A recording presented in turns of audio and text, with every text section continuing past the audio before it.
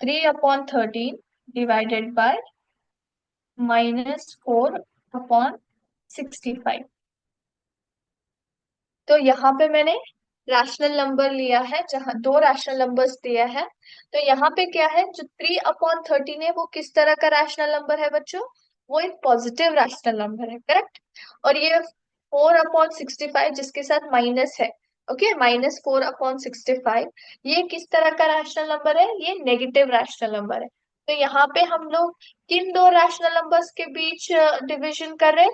Positive rational और negative rational number के बीच हम लोग क्या, कौन सा ऑपरेशन परफॉर्म कर रहे हैं? हम लोग डिविजन ऑपरेशन परफॉर्म कर रहे हैं, ठीक है। तो हम लोग वही सेम स्टेप्स फॉलो करेंगे।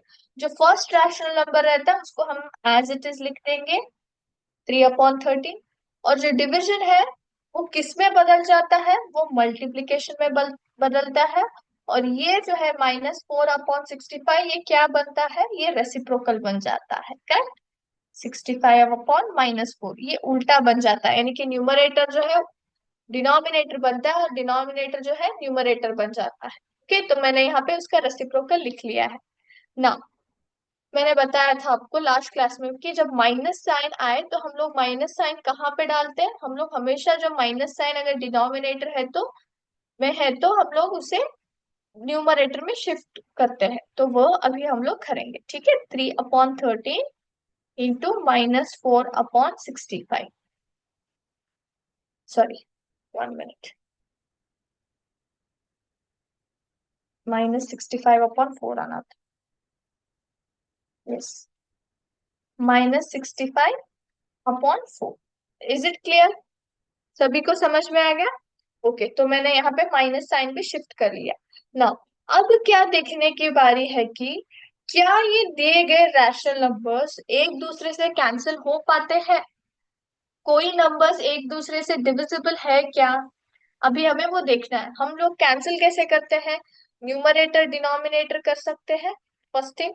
और सेकेंड थिंग इज ऐसे क्रॉस न्यूमरेटर और क्रॉस डिनोमिनेटर जो है, sorry, cross numerator cross denominator और क्रॉस डिनोमिनेटर और क्रॉस न्यूमरेटर, ऐसे भी हम लोग कैंसिल कर सकते हैं ना।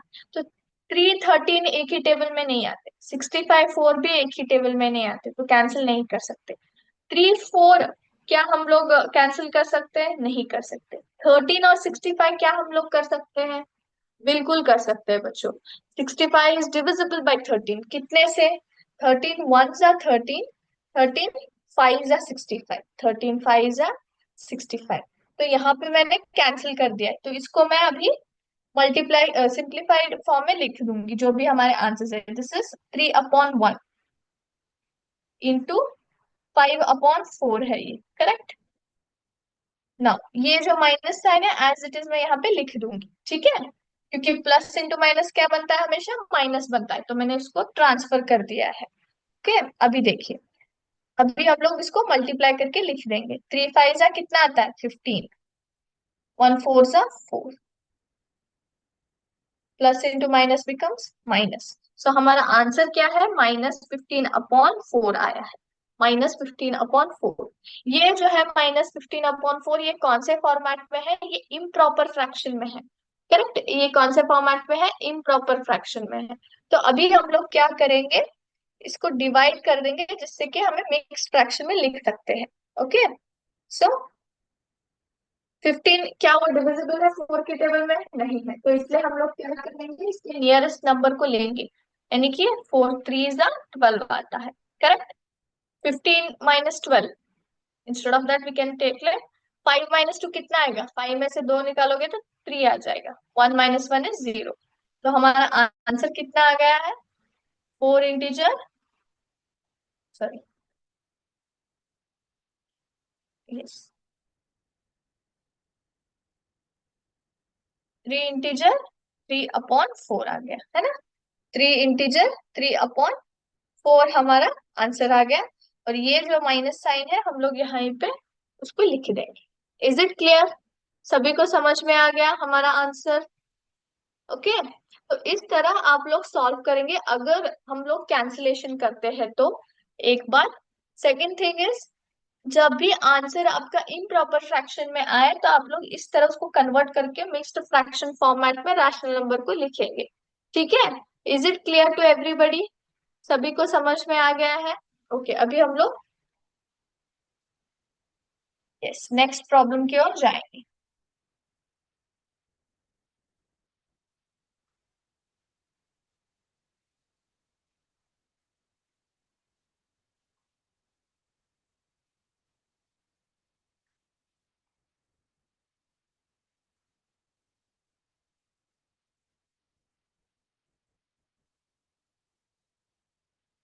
-1/8 डिवाइडेड बाय 3/4।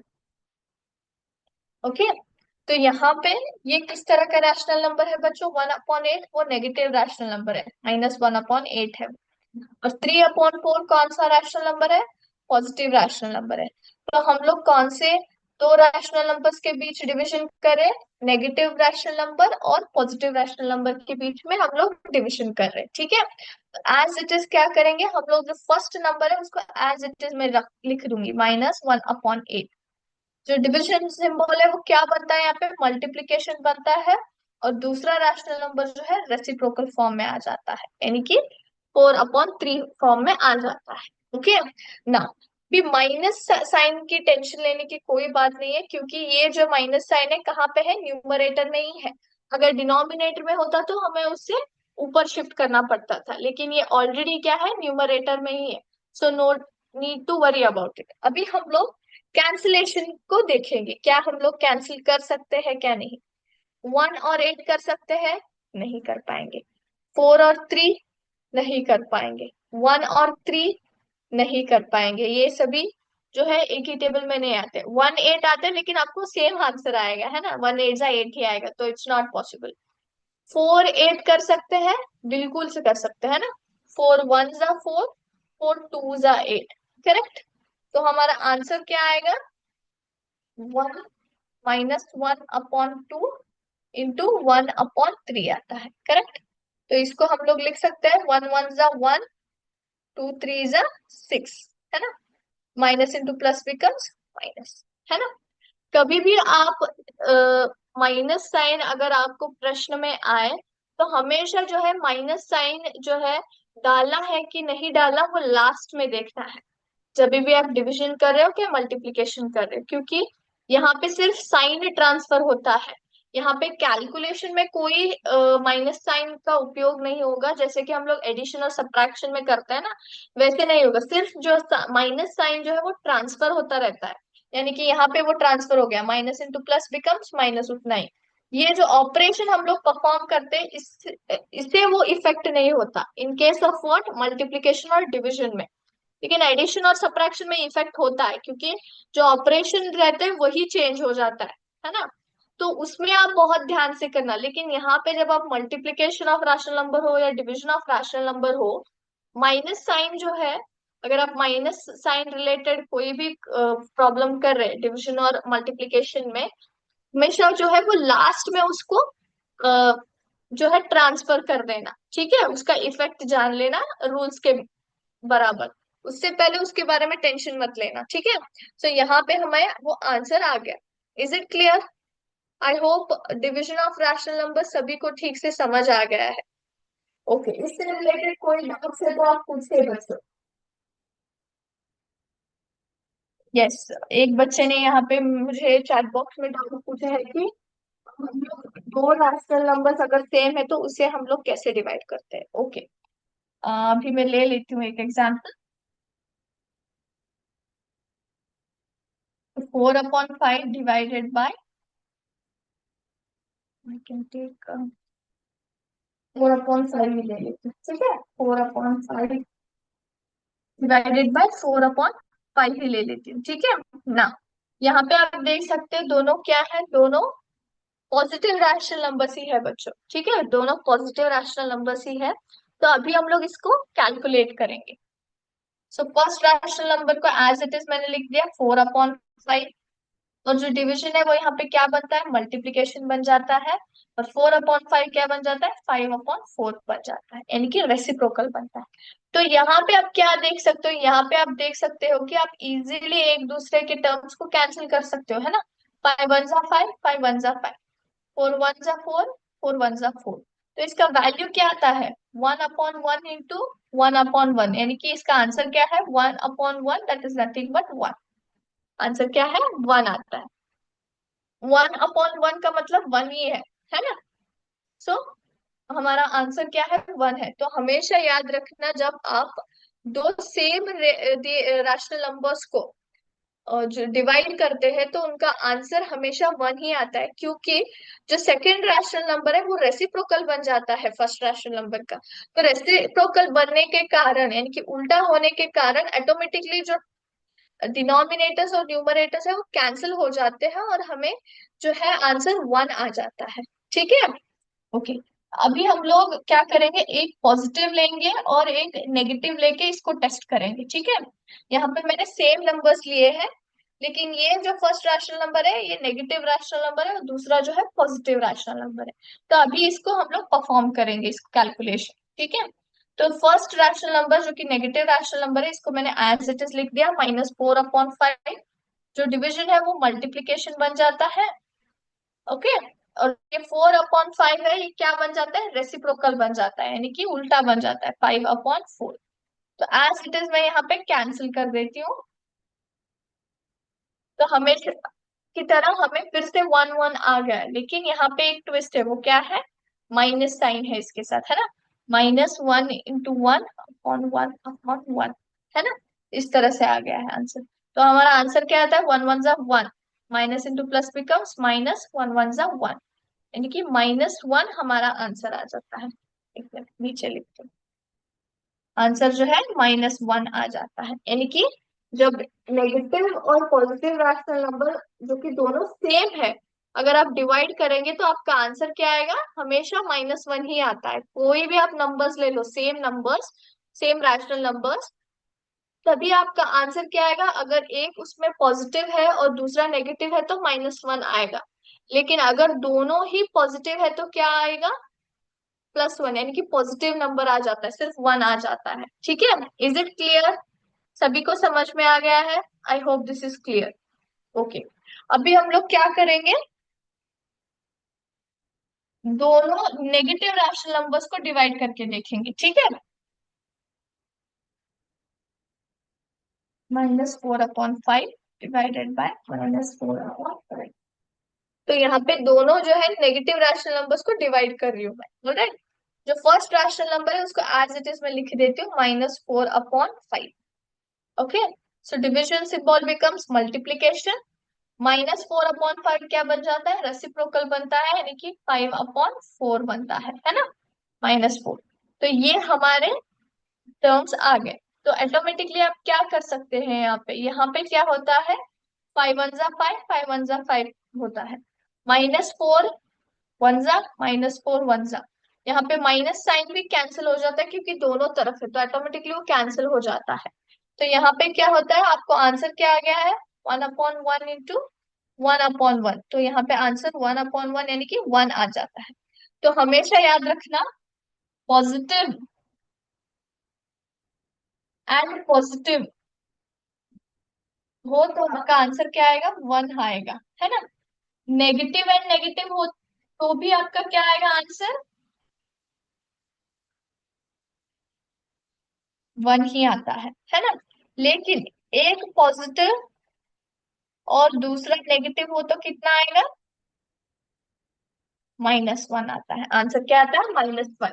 ये कब अप्लीकेबल है बच्चों, जब दोनों रैशनल नंबर सेम हो, सेम रैशनल नंबर्स हो, सेम रैशनल नंबर्स हो तभी ये एप्लीकेबल है, ठीक है। इज इट क्लियर, ये रूल सभी को पता चल गया। अगर दोनों रैशनल दिए गए रैशनल नंबर सेम है, न्यूमरेटर में भी 4 है, यहाँ पे भी न्यूमरेटर में 4 है, नीचे डिनोमिनेटर में 5 है, डिनोमिनेटर में भी 5 है। जस्ट इग्नोर द साइंस, लेकिन मैं वैल्यूज की बात कर रही हूँ, नंबरों की, ठीक है।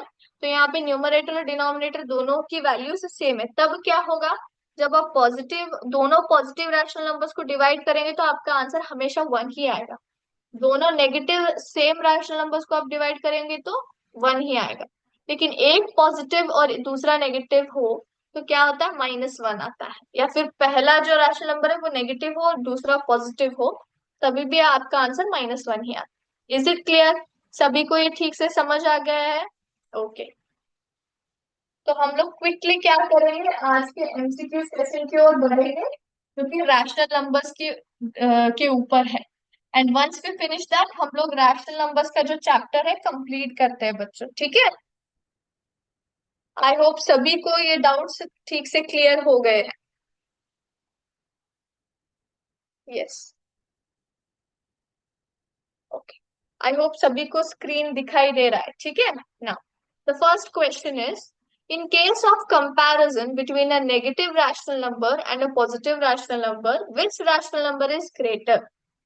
जब हम लोग एक नेगेटिव रैशनल नंबर और दूसरा पॉजिटिव रैशनल नंबर के बीच कंपैरिजन कर रहे हैं, तो कौन सा रैशनल नंबर हमेशा बड़ा रहता है? A positive rational number, B negative rational number, या C can not be determined? Positive rational number, एक पॉजिटिव रैशनल नंबर है और दूसरा नेगेटिव रैशनल नंबर है, दोनों को एक दूसरे से हम कंपेयर करें तो कौन बड़ा होगा? Yes, very good, the right answer is a positive rational number. क्योंकि हमेशा जो है पॉजिटिव रैशनल नंबर्स जो है ग्रेटर वैल्यू रहते हैं नेगेटिव रैशनल नंबर से, है ना? जब भी हम लोग एक पॉजिटिव या नेगेटिव रैशनल नंबर में कंपेयर करते हैं तो डायरेक्टली हम लोग पॉजिटिव रैशनल नंबर को ही बता देते हैं ग्रेट, क्योंकि वो हमेशा जीरो के राइट साइड आता है ना? ना। Do 4 upon -9 and -16 upon 36 represent the same rational number?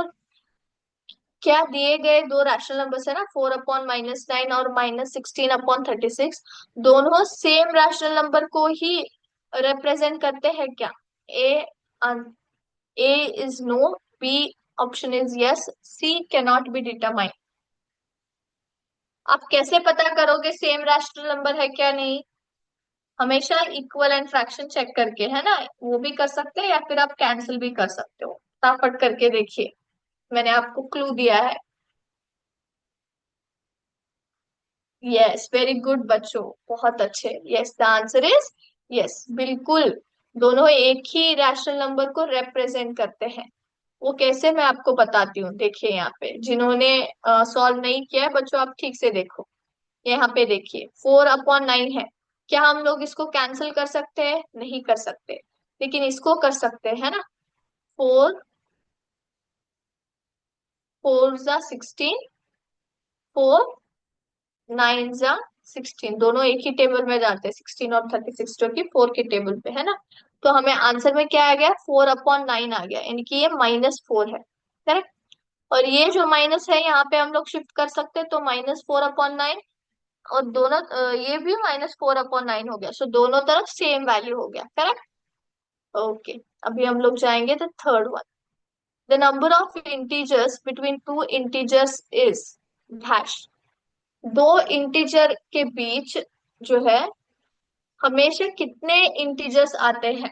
हम लोग रैशनल नंबर्स की बात नहीं कर रहे हैं, इंटीजर्स की बात कर रहे हैं बच्चों। इंटीजर्स यानी कि जो नंबर्स रहते हैं, होल नंबर्स, नेचुरल नंबर्स और नेगेटिव इंटीजर्स, उनके बारे में बात कर रही हूँ मैं, रैशनल नंबर्स के बारे में नहीं, ठीक है? The number of integers between two integers is it hash. So अगर दो इंटीजर आपको दिए जाते हैं, अगर उसमें कितने नंबर ऑफ इंटीजर्स आएंगे? A infinite, B can not be determined, C finite. For example आप समझ लीजिए कि जो दो इंटीजर्स है 2 और 3 है। सो 2 और 3 के बीच कितने इंटीजर्स आ सकते हैं? इनफाइनाइट यानी कि अनगिनत, B can not be determined, C finite. हम लोग रैशनल नंबर्स की बात नहीं कर रहे हैं, इंटीजर्स की बात कर रहे हैं। यस, कितने आते हैं? कोई बता सकता है? यस, फाइनाइट, यानी कि उसमें 2 और 3 में जो है ना डिफरेंस ही नहीं है, 2 और 3 इंटीजर्स में डिफरेंस ही नहीं है। तो obviously there is no integer, only number of integers है ही नहीं, तो इसलिए क्या हो जाता है आंसर? फाइनाइट होता है। या फिर आप उसके बजाय आप बता सकते हो कि 1 सेकेंड, नो वैल्यू, है ना। द आंसर क्या हो जाता है, नो वैल्यू, यानी कि इंटीजर्स के बीच जो है, दो इंटीजर्स के बीच वैल्यूज ही नहीं है, तो यहाँ पे उनमें बीच में वैल्यू ही नहीं आता है, ठीक है। Okay, fourth one. The number which is subtracted from the given rational number in order to get zero, it is called as dash.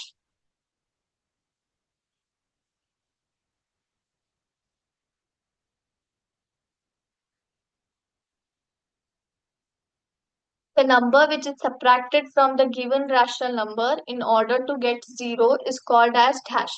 A additive inverse, B subtractive inverse, C multiplicative inverse. Yes, the answer is additive inverse, है ना। हम लोग additive inverse को subtract करते हैं जिससे कि हमें जीरो आ जाए। Okay. Which is the additive inverse of 5/9? Additive inverse में कौन सा है 5/9 का? Yes, the answer is -5/9. Very good. Now subtract 5/7 -3/8. तो आपको मैं 1 मिनट दूंगी और इसको आपको सॉल्व करके बताना है, ठीक है।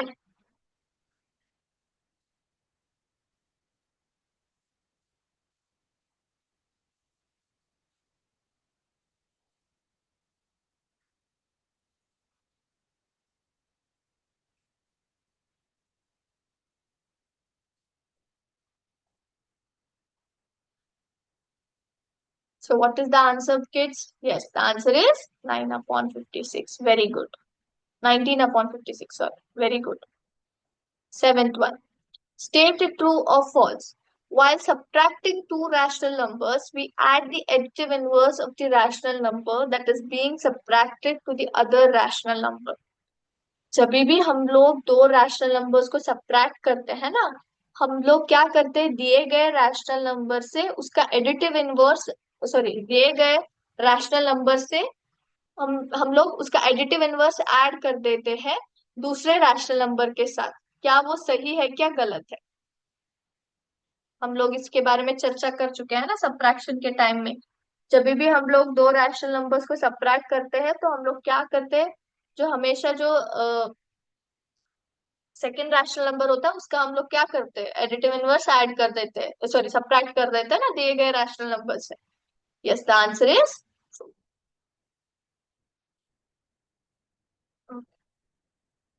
Multiply 2/3 into 4/-9। Yes, the correct answer is -8/27. Very good.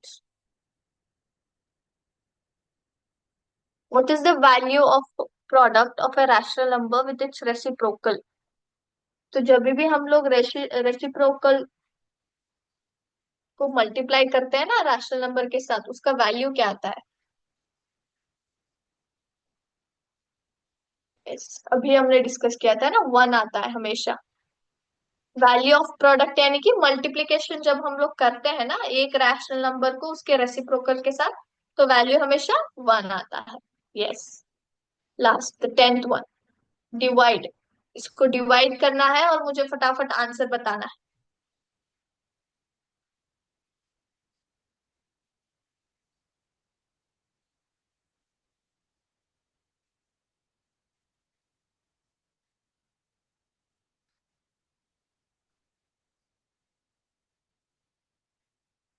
Yes, the correct answer is 28/45। Very good. Yes, very nice.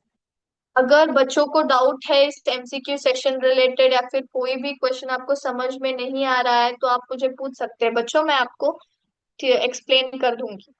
कोई डाउट है क्या इसमें? होप सभी को क्वेश्चन समझ आ गए और उन्होंने मेरे आंसर बोलने से ही पहले आंसर लिखा है, क्योंकि ऑलरेडी मुझे तो आंसर्स यहाँ पे मिले थे, बहुत सारे बच्चों ने आंसर भी दिया है विच इज वेरी अप्रिशिएटेबल। लेकिन बाकी के बच्चे आई होप उन्होंने भी लिखे हैं उनके बुक्स में आंसर्स। ओके, इसमें कोई डाउट है तो आप लोग मुझे पूछ सकते हो। यस, एक बच्चे ने डाउट पूछा है, कौन से क्वेश्चन में डाउट है बच्चे? You can tell the question number and I explain you. Third question में, ओके, ये वाला है ना।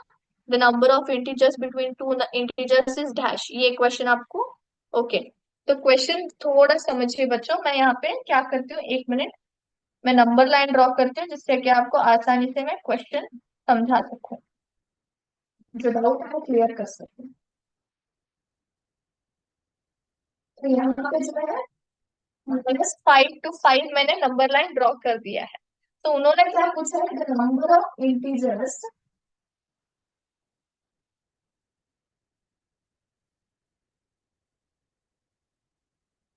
बिटवीन टू इंटीजर्स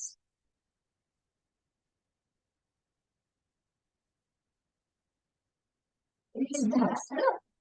तो यहाँ पे जो है, मैं फर्स्ट ऑफ ऑल 2 and 3 एक एग्जाम्पल लूंगी, फिर मैं लूंगी 1 and 4।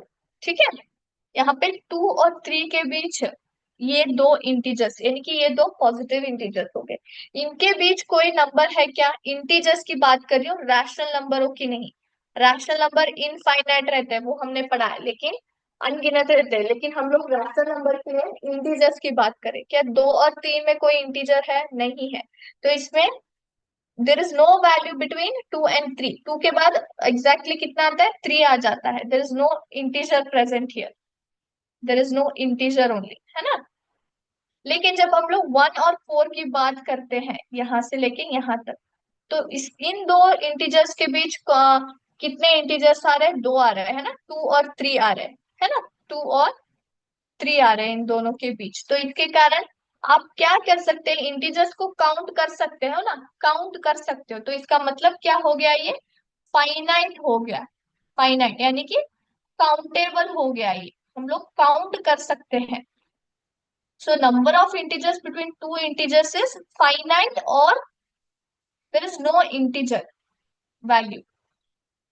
ठीक है, लेकिन रैशनल नंबर्स के बीच हम लोग काउंट नहीं कर सकते, बहुत सारा है वो, आप जितना चाहे उतना लिख सकते हैं, दो रैशनल नंबर्स के बीच के वैल्यूज, है ना, वो इनफाइनाइट है, यानी कि अनकाउंटेबल है, हम लोग काउंट नहीं कर सकते। लेकिन दिए गए दो इंटीजर्स के बीच नंबर ऑफ इंटीजर्स हम लोग काउंट कर सकते हैं, क्योंकि काउंटेबल है वो, है ना। फॉर एग्जाम्पल, आप अगर 1 से 10 लेंगे तो बीच में कितने नंबर्स आएंगे, आप लोग बता सकते हैं इजिली, है ना। तो this is the question, is it clear. Okay, तो आज मैं आपको एक और प्रमुख व्यक्ति के बारे में बताना चाहूंगी, जिसका नाम है वर्गीस कुरियन। ओके, उनका नाम क्या है बच्चों, वर्गीस कुरियन। सबसे पहले मैं स्क्रीन शेयर कर देती हूँ जिससे कि आप उनको देख पाए। ओके, यस, आई होप सभी को जो पिक्चर है स्क्रीन पे वो दिखाई दे रही है। ओके, तो इनका नाम है वर्गीस कुरियन। ओके, तो ये जो है, ये जो है ना, वो इंडिया के डेयरी इंजीनियर और सोशल एंटरप्रेनर है। तो इन्होंने इनका एक्चुअली क्वालिफिकेशन क्या है, डेयरी इंजीनियरिंग है, और वो एक सोशल एंटरप्रेन्योर भी है, यानी कि एक बिजनेसमैन भी है, व्यापारी भी है। तो इन्होंने क्या खोला है, इन्होंने अमूल, जो आप लोग देखते हैं ना हर जगह आजकल, जो अमूल हम लोग नाम सुनते हैं, ये इन्हीं की देन है, इन्होंने ही वो एस्टैब्लिश किया था। ओके, तो ये इनका कंट्रीब्यूशन क्या है, इनका कंट्रीब्यूशन बहुत ही प्रमुख है डेयरी फार्मिंग में। ओके, तो इन्होंने जो है हमारे भारत में क्या था कि हमारे भारत में ना, like 20-30 years back, 20-30 to 40 years back, ये जो है ना, यानी कि 1920s 1930s में क्या था, दूध की कमी बहुत थी हमारे पास। सभी भारतीय पीने उतना दूध नहीं था, क्वांटिटी नहीं था, तो इसलिए हम लोग फॉरेन कंट्री से मंगाते थे, विदेश से मंगाते थे, वो इंपोर्ट करते थे हम लोग। लेकिन इनके कारण क्या हो गया, हम लोग सेल्फ सफिशिएंट बन गए, यानी कि आज हमारे पास इतना दूध है कि हम लोग दूसरे कंट्री को भी दे सकते हैं, एक्सपोर्ट कर सकते हैं। तो ये इन्होंने जो है वो इतना मतलब दूध को हम लोग कैसे ज्यादा प्रोड्यूस कर सकते हैं, कैसे ज्यादा जो एनिमल्स हम लोग यूज करते हैं ना, उनसे हम लोग आई एम सॉरी, हम लोग ज्यादा कैसे प्रोड्यूस कर सकते हैं, ये इन्होंने फाइंड आउट किया था। और इसलिए इनको फादर ऑफ व्हाइट रेवोल्यूशन भी कहा जाता है। ठीक है, व्हाइट रेवोल्यूशन क्या है? व्हाइट रेवोल्यूशन ये एक ऐसा प्रोजेक्ट है जिसने वो भारतीय सरकार ने शुरू किया था जब लाल बहादुर शास्त्री हमारे जो पावर में थे ना, तभी ये जो स्टार्ट हुआ था। तो ये जो है ना व्हाइट रेवोल्यूशन के कारण हम लोग मिल्क प्रोडक्शन में सफल हो पाए। मतलब हमारे पास सेल्फ सफिशिएंट मिल्क प्रोडक्शन आ गया। तो अभी हम लोग किसी और देश से नहीं मंगाते, हमारे देश में खुद प्रोड्यूस होता है। तो इन्होंने जो है वो उसकी जो है बेस डाला था, उन्होंने फाउंडेशन डाला था। ठीक है, तो इनका नाम जो है वर्गीस कुरियन है, ये फादर ऑफ व्हाइट रेवोल्यूशन है बच्चों। ओके, तो व्हाइट रेवोल्यूशन क्या है? व्हाइट रेवोल्यूशन एक भारतीय सरकार का प्रोजेक्ट है जिससे कि हम लोग मिल्क यानी कि दूध का प्रोडक्शन ज्यादा कर पाए थे, जिससे कि अभी हम लोग खुद अपने देश में ही दूध प्रोड्यूस करते हैं और डिस्ट्रीब्यूट करते हैं बाकी कंट्रीज को भी। ओके, ये जो है ये बहुत ही मिडिल क्लास फैमिली में पैदा हुए थे। इन्होंने जो एजुकेशन है वो जो है डेयरी इंजीनियरिंग में भी की थी, और साथ ही साथ मैकेनिकल इंजीनियरिंग भी उन्होंने कंप्लीट किया था। ठीक है, और आनंद जो किस्सा है वहां पे ये क्या हुआ था, ये जो है अमूल ने उन्होंने अमूल को एस्टैब्लिश किया, फिर जो है व्हाइट रेवोल्यूशन प्रोजेक्ट जो है सक्सेसफुल किया। Is it clear? ओके, तो आज का क्लास हम लोग यहीं पे स्टॉप करेंगे, और नेक्स्ट क्लास में हम लोग नए चैप्टर को प्रारंभ करेंगे। ठीक है, तब तक थैंक यू बच्चों। जय हिंद, विद्या शक्ति।